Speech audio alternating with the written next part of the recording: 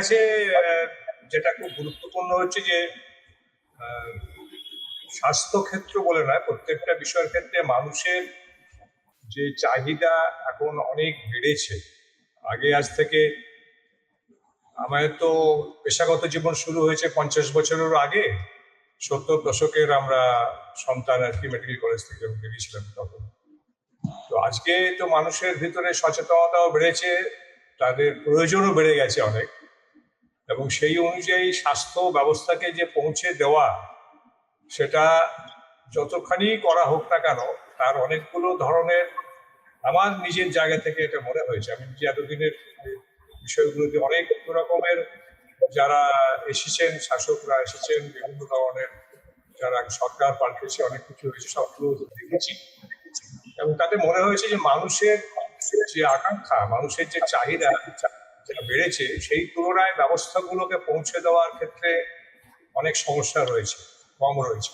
কিন্তু এখন আমি মনে করি, আমি নিজেও তুমি চিকিৎসা সরকারি হাসপাতালে করাই। আমি সেদিনও গিয়ে গত সপ্তাহে আমার চোখ দেখে এসেছি। আমাদের হসপিটালে এদেরকে আমি হসপিটালেই যেতে অনুরোধ করি। এবং আমার খুব একটা ভালো লাগলো সেদিন শুনে, একটা অত্যন্ত সাধারণ একজন আমাদের একজন কর্মী, যিনি ছোটখাটো কাজ করেন, তো তাকে যখন দেখার পরে বলেছেন মেডিকেল কলেজে আই ডিপার্টমেন্টে যে কিছু টেস্ট করবো, তখন বলছে আমি কি বাইরে থেকে করাবো?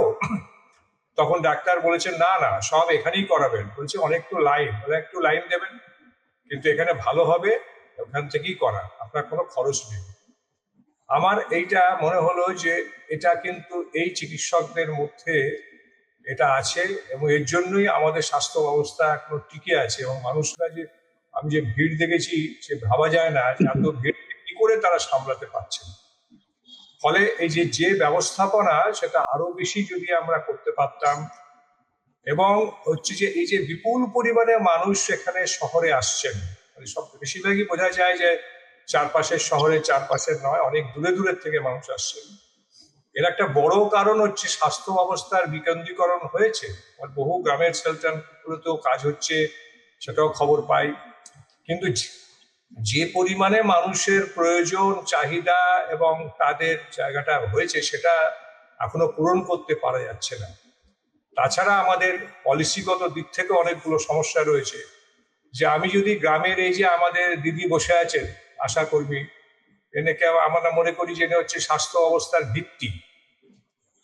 এরা খুব স্বল্প যে আয়ের মধ্যে থেকে তাদের জীবন কাটাতে হয়, এবং এদের ভূমিকাকে মানুষ তো সবসময় দেখেন, কিন্তু আমরা করোনার সময় তো এদের ভূমিকা যা দেখেছি, সে ভাবা যায় না যে কত করোনা রোগীকে তারা বাঁচিয়েছেন এবং তাদেরকে নিয়ে গিয়ে তাদের চিকিৎসা করিয়েছেন নিজেরা জীবন ঝুঁকি নিয়ে।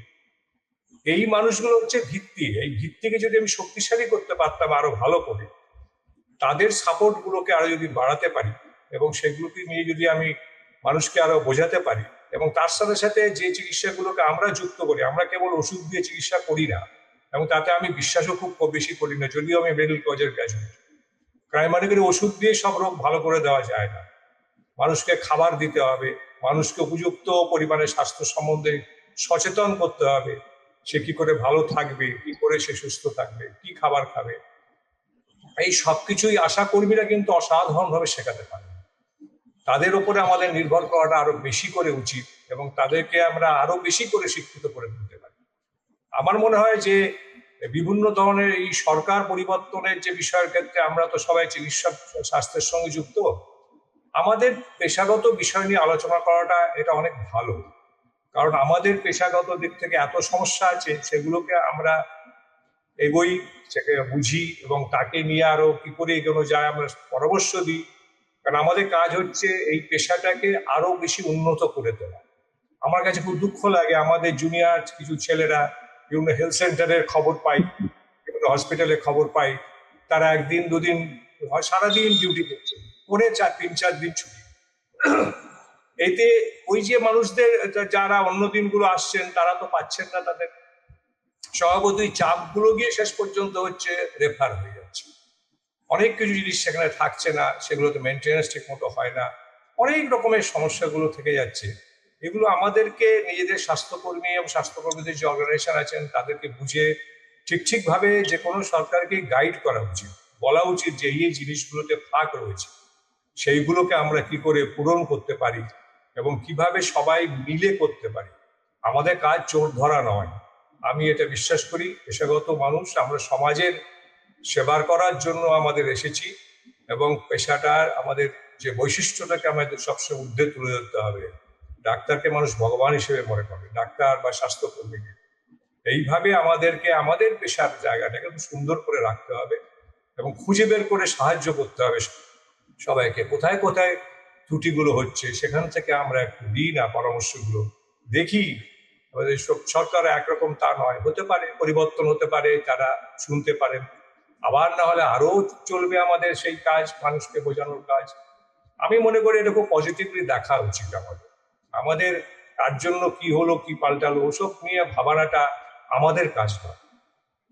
এইটুকুই আমার নিজের মনে হয়েছে যে আলোচনার পরিপ্রেক্ষিতে আপনারা যে বিষয়টা রেখেছেন সেখান থেকে আরো অনেক কিছু করার আছে।